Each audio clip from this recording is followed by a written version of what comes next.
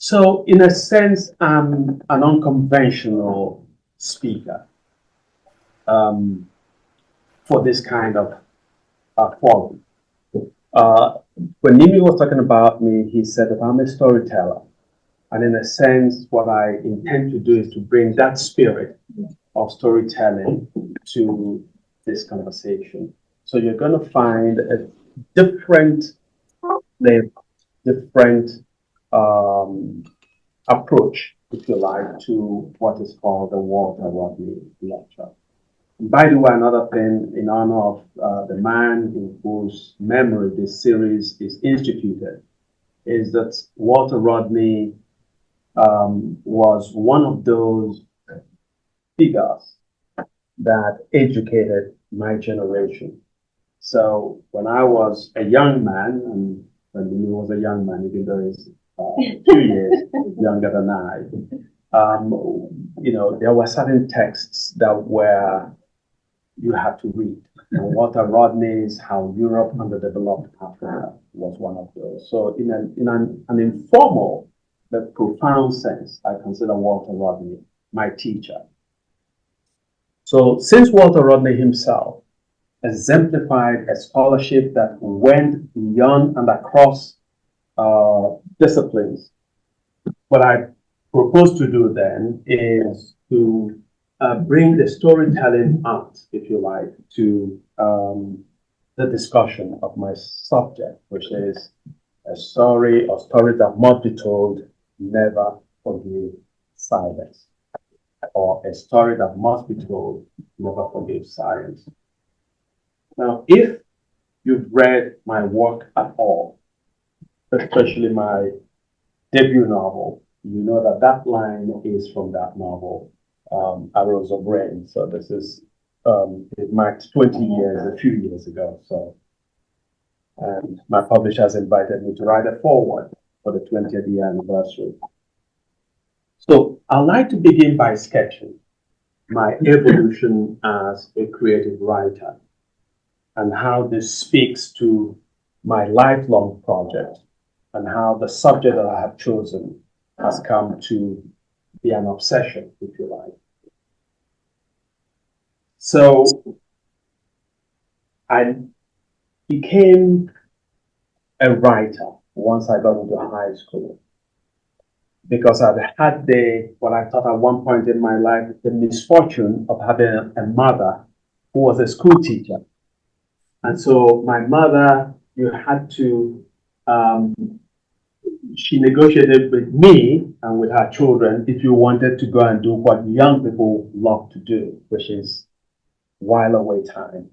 So my mother would say to me, to my other siblings, before you can go out and play soccer, sit down and read a chapter or two from a book.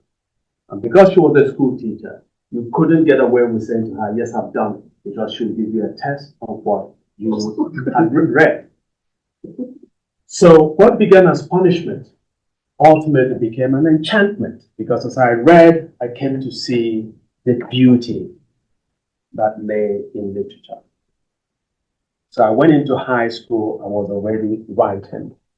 But my parents were worried, because unlike other young people of my generation who understood that the proper thing to do was to go into university to study engineering, to be an engineer, to be an accountant, to be a medical doctor, to be a dentist, I simply read. And my parents didn't see a pathway to affording a meal through the act of reading. So they kept saying to me, what are you going to be? I had no clarity at all on that question. But all I knew was that I loved to read. Well, as it turned out, in high school, in college, after my first year of college, my parents discovered a love letter that I wrote. Mm-hmm. And my parents, who were devout Catholics, were horrified that their son was dabbling in sin. And so they said to me, we are no longer going to pay your way through college. Wasting our time because you are not focusing on your studies. And so I began to write for a number of newspapers in Nigeria. through some serendipity, I had discovered that newspapers actually pay for your article. And how it happened was, my last year in high school, I had sat down and written an opinion piece and sent it to the Daily Star, which was the biggest newspaper in my home state. I had a number of columnists of the paper that I was huge fans of. So during my long holiday, I went to Enugu where the paper was based, and I went to see one of them. And as I raved to him about my great fascination with his writing, I said to him, I actually sent a piece to your paper and they published it. So he said, in that event, go to the accounts department, show them an idea, and they will pay you. And so that was magical. So when my parents said they were no longer going to pay my school fees, I discovered that writing was actually a source of income. So I began to write and earned enough money to see myself through college. Then I finished all the troubles that women get you into. So I went to visit another friend of mine, a girlfriend, who happened to be from Chinua Achebe's hometown. And as she and I talked, I said to her, I wish that I were from Ogidi, which is Achebe's natal town, so that I could say that I have a connection to this man who is a giant of literature in the world. And so she had a wry smile, and she said to me, do you know that Achebe is my uncle? I said, no, you're lying. She said, he is indeed my uncle. And she said, and he's home from the University of Nigeria, where he was a professor at the time. She said to me, if you don't mind, I'll take you to his home. So we went, and indeed Achebe was there. And I still remember the best bottle of Coca-Cola. I no longer drink soda, but the best bottle of Coca-Cola that I drank and the best cookies that I ever ate. So I told Achebe that I had just finished college. I've been hired by a newspaper and that I would like to interview him at some point. Achebe said to me, gave me his telephone number, which was a landline at the time. And he said, anytime you're ready, I'll give you an interview. So I came back to the paper, told the editor that I had met Chinua Achebe and that he would give me an interview. And the editor said to me, that's your first assignment. So the paper sent me back out to my home state, booked an interview with Achebe, and he and I met at his office. And for almost 3 hours, I asked him questions about his writing, as well about the world of literature and intellectual production, as well as the world of politics in Nigeria and elsewhere. We finished, and I returned to my hotel in Enugu, the capital of the state at the time. And some of my friends came to the hotel room. This was the pre-YouTube era. Because now you can go to YouTube and you find out, you can listen to any author who gives public readings and talks. But in those days, there was no such forum. So my friends gathered in my hotel room and they said, we want to hear how Achebe sounds. And so I brought out my tape recorder with a cassette that you inserted, and I pressed play. Silence. Just wired, no word. I put in another tape, silence. I put a third one, silence. So I called Achebe with great panic. As this was my first assignment as a journalist, it would have been my last.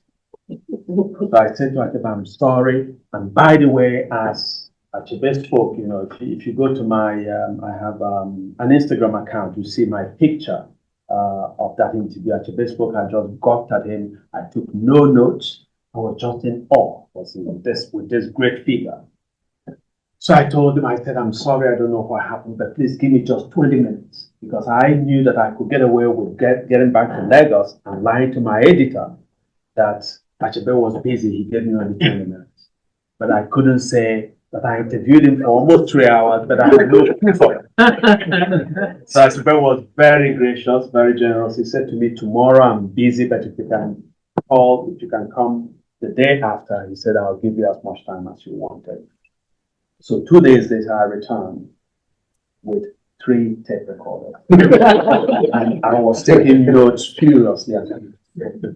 So that actually saved my career by giving me a second shot. And that encounter with Achebe proved fortuitous because several years later, Ndibe was in America and had met with some Nigerian and other African and African American intellectuals. And they decided to set up an international magazine in America called African Commentary.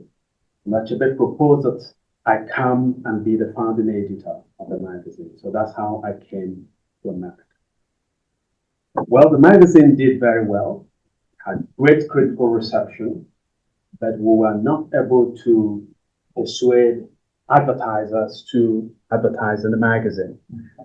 So after a year and a half or something, the investors who were not deep pockets, but academics and such like, gave up. So we had to fold the magazine. But I came close to a moment of despair. And what saved me, again, were books. So I will sneak into bookstores, and there's a magic in America that many Americans don't realize. The fact that you can go to just about any bookstore, pick up a pile of books, they have a couch for you to sit down, and you read as much as you want from several books, then you put them back and come next day, and nobody says to you, we saw you yesterday, we saw you the day before, you haven't bought without your personal non grata. So I took to, because I had money for the Nigerian, you might understand this, 001 or 010. Who knows what that means? For one meal in the day. Okay, so it's either I forwent breakfast, I'll eat lunch, one, and then I'll forgo dinner. I'll forgo breakfast and lunch, and I'll do dinner because I didn't have money. So one day I was reading in this bookstore in Amherst, Massachusetts. And as I sat, so I was feeling hungry. I said, let me go look for food. So I stepped out. I ran into John Edgar Whiteman, a fascinating African-American novelist who happened to be a columnist for the magazine that I had edited, Ndibe's magazine. So as he and I met, he said to me, okay, now that the magazine has ceased production, what are your plans? I had no plans at that moment. My plan was to slide slowly into despair. So I said, I hadn't figured out what to do. He looked me intensely in the eye and he said to me, you must be working on a novel, right? Well, I wasn't working on a novel. But the way he asked the question, I felt that the answer better be yes. He would never talk to me again. So I said yes. So John Whiteman said to me, why not bring me 15 to 20 pages of your manuscript to my office, and I'll see if we can get you some fellowship to start your MFA studies at UMass. I did not know that in cooperating with John Whiteman's misimpression, that there will be a dire consequence. Well, I had read a lot, and I have a lifelong passion for reading. But at this point, I never believed that I had the technology, the wherewithal to put a novel together. Well, I had to try. I told a lie. So I got home, because the other option, by the way, which I considered seriously, was to live a hermetic existence, which was to hide in my apartment. Now, if I came out to the street, I might run into John, and John and I had friends who would, invite us to events, to dinners and so on. So I risked running into John, and he would say, of course, you didn't bring the manuscript that I asked you to bring. So after considering that hermetic option, I said, okay, I'm going to try my hand at scribbling something. I was certain that it would not pass muster, but I said at least I would have, fulfilled my part of the bargain. So over a long weekend, I wrote with fury, and I came up with 20-some pages, and I called the office ahead, found out when John Whiteman wasn't in his office, because I didn't want him to start reviewing what I gave him while I stood there. So I went to his office and put it in his mailbox. 2 days later, thank God there was no caller ID. I got a call at home, I picked it up, and the guy said, this is John. That's my heart, so I found it. John Edgar Whiteman said, I've read your manuscript. I really find it fascinating. And he said, I think we can find you a spot in the MFA program. So I tell my students that the moral of the story is to lie. So,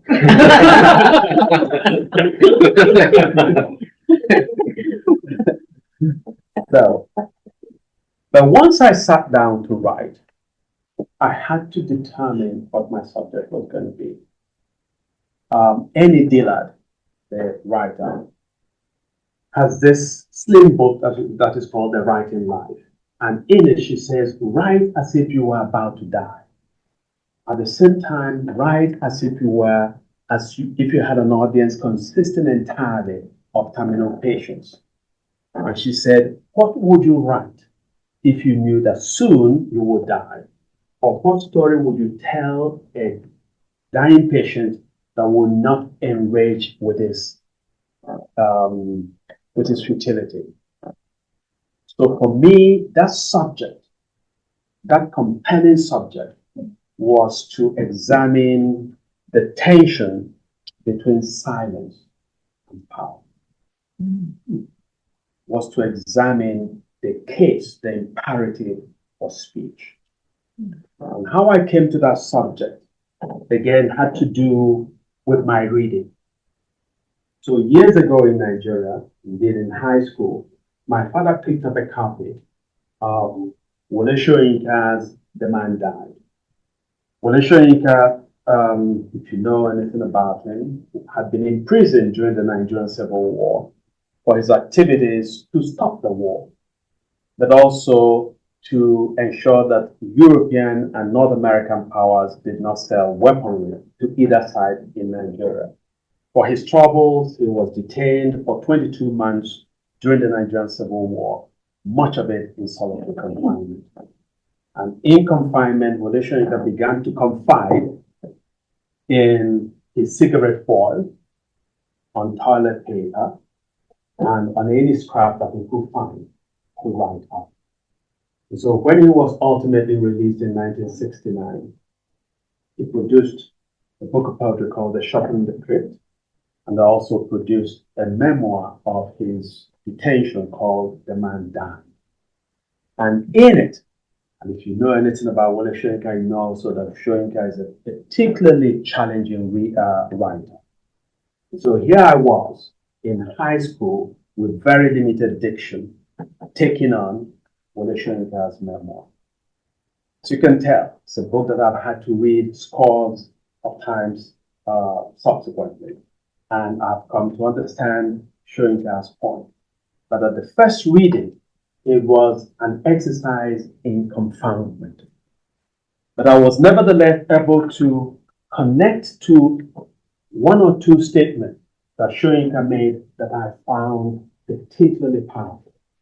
And one was that Soyinka says that the man dies in all who keeps silent in the face of tyranny. The man dies in all who keeps silent in the face of tyranny. Of course, we have to update the language and say that the human dies in all who keeps silent in the face of tyranny. Elsewhere in the book, Soyinka says that justice is the first condition of humanity. So those two phrases stood out for me as I read Soyinka's book. So I was intrigued. I was drawn to this idea of silence. What is it that seduces us to be silent, especially in situations where speech is imperative, where talking, where voicing our mind is particularly the ethical duty that we owe. And then in my constant pilgrimages to bookstores in America, I stumbled on Sophocles' Antigone. So in this ancient Greek drama, you find two brothers, Eteocles and what's the name of his brother?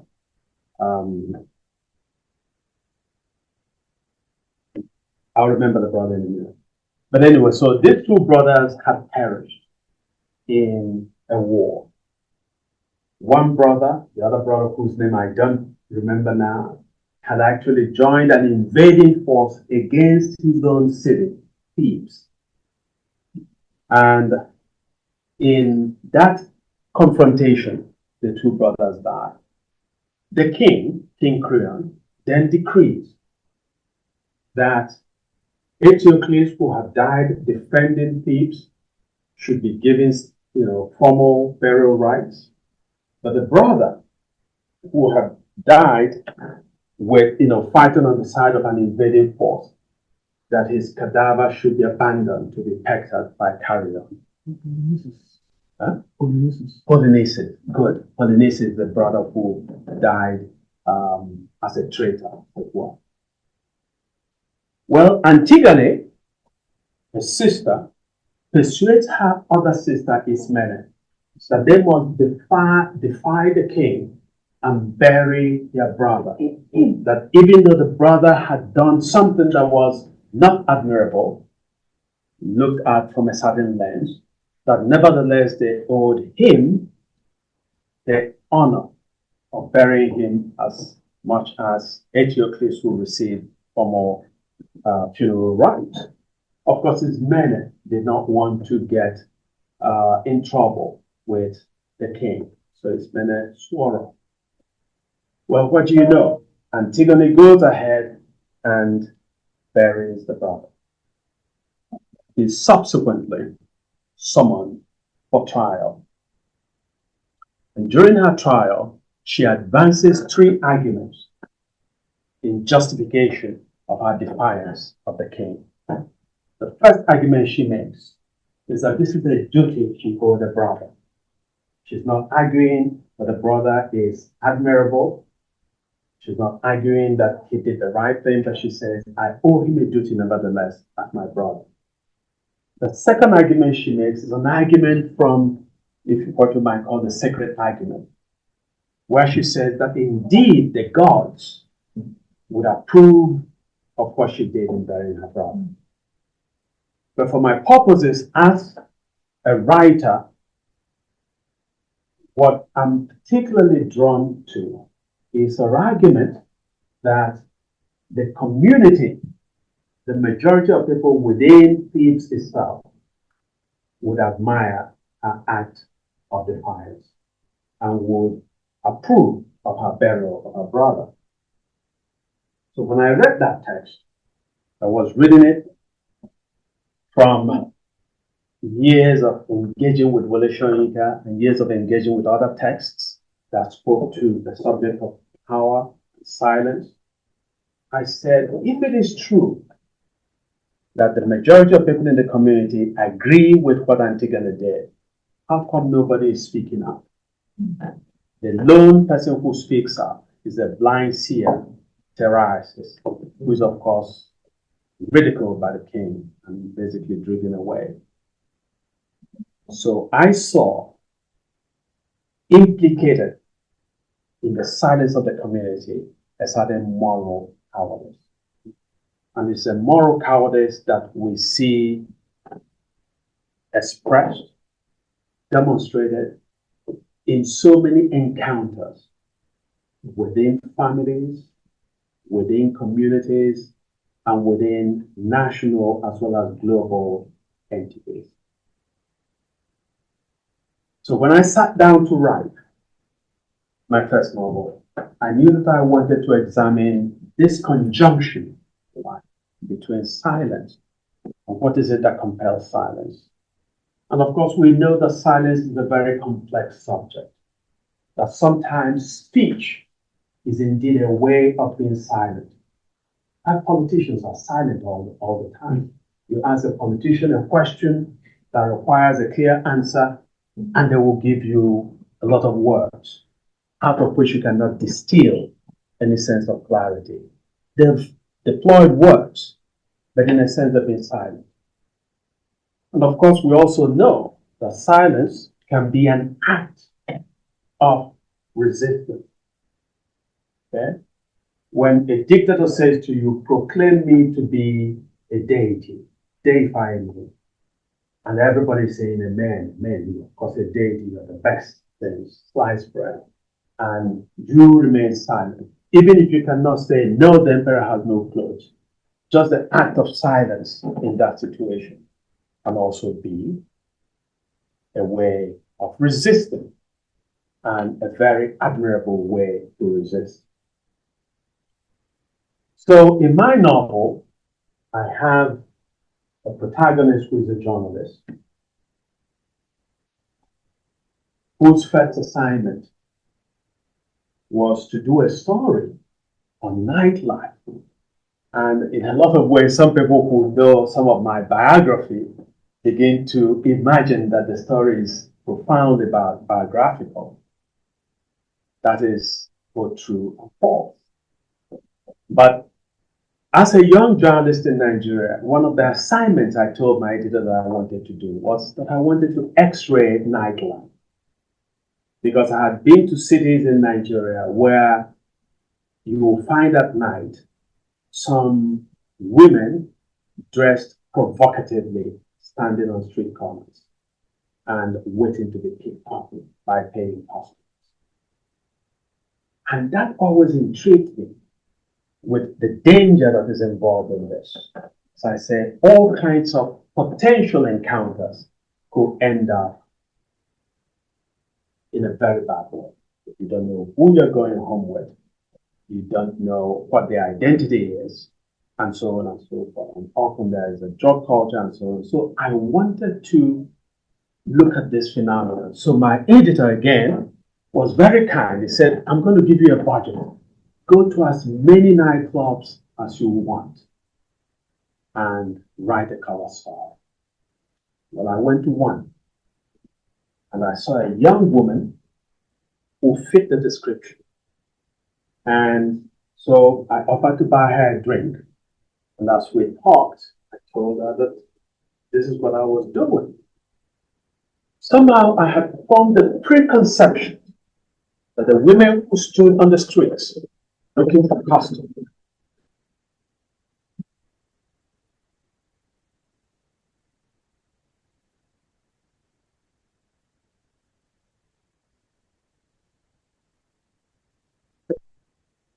I had formed the impression that they must come from some brokenness, profound brokenness.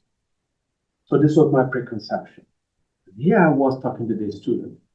She happened to be a student at the University of Lagos. Mm. And I said to her, so why are you doing this then? And she said her parents could not afford to pay her school fees. So she was doing this in order to pay her school fees. And that for me was so challenging that I went back to my editor and I said, I'm not going to claim the rest of the money. I couldn't tell that story. I couldn't bring myself to tell that. Because I have prepped myself psychologically to tell a story of people who are so broken that they have almost come from a different universe, where whose human experience is so out of the pale that I saw somebody who could be my sister, who could be a girlfriend, and I didn't have the moral armament, if you like, to continue to probe that story. I didn't feel equipped, so I retreated. So in my novel, I decided that, yes, let's revisit that. And so we have a journalist who similarly goes on a quest, like the one that I did in real life, and meets a woman like that. And then finds out that one of our clients, if you like, is a military officer who is particularly brutal to her, who is married, but who picks her up when he sends his wife away on vacation. That is amazingly abusive. And ultimately, he kills her when she has a baby that he wants to claim. Has a baby son. His wife has daughters. And if you know the social economy in Nigeria, you find that some people feel that their lives are incomplete unless they have what they call the head of family. So he kills her. This journalist knows of his brutal treatment of this woman. He knows that he's killed this woman. It's his duty to speak. He chooses silence. Part of his silence is a fear of this military officer. He has a gun. I have a pen. You remember the saying that the pen is mightier than the sword. Yeah. Until you see a gun, and all you have is the pen. You know. The other thing is that he doesn't want his colleagues to know that he's trafficking in a universe where he encounters that kind of. So he decides that silence will be the most convenient option. Well, there's a coup d'etat in this country. Indeed, there's a military, an elected government that is corrupt, that is unpopular. There's a coup d'etat, and everybody is out on the street celebrating that the military has come to save us from this monstrosity. Then, this same rapist of a military officer, this same murderer of a military officer, emerges the new head of state of the country. And so, this journalist, who'd been told by his grandmother that a story that must be told never forgives silence, ends up, through his silence, imperiling the well-being of his society and ultimately driving himself into exile on the margins of society. So he comes close to insanity in a month. So this is just the much that I'm going to say without giving away too much of the novel. But for me, this was a subject that I needed to study, and this is a subject that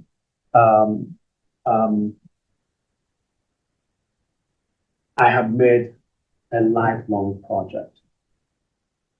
So why is it that people choose silence in situations where they should speak? And in academic settings, we find this to be true, whether it's in Nigeria, where, in fact, more so in Nigeria, right? Because in Nigeria, what's called the head of the department, is the chair of the department, is a small guy. The dean is actually like God the Son. And the vice chancellor, who is the equivalent of the president, is simply God Almighty. You know. And you need to see cases where professors, the professoriate, will kowtow before these authorities within universities. But we know that it also happens here. In my teaching career, I haven't been, I don't know whether it's fortune or misfortune, I haven't had the fortune or misfortune to have a tenure track position in the American university. So my wife, who is the tenure professor, tells me that I've had it easy because I can get into a visiting appointment and avoid all the ancillary politics, you know, and be nice to everybody and move on. But I do know from encounters from my colleagues that there are so many places where faculty within departments, where entire departments find themselves unable to project free inquiry, all right? Where people find themselves unable to speak freely, and especially when something is consequential. So one day, I encountered my favorite car sticker, and it arrested me. I was teaching at the college, and I was running to class. And I looked at this car. There is this sticker on the car that says, "Speak, even if your voice shakes. Speak, even if your voice shakes." And once I saw it, I had to stop. I said it arrested me. And in my mind, I said, especially then, when your voice shakes, it's often because what you want to say is consequential. What you want to say has ethical touches. Okay? And you find that you're in a situation where it is difficult because not everybody agrees either with your insight or indeed agrees that speaking is important. So we enter into voluntary repression, into silence. And what I want to propose is that the antidote to silence, especially silence that is mandated by the brutal exercise of power, but the antidote to it is to speak, and to speak fearlessly.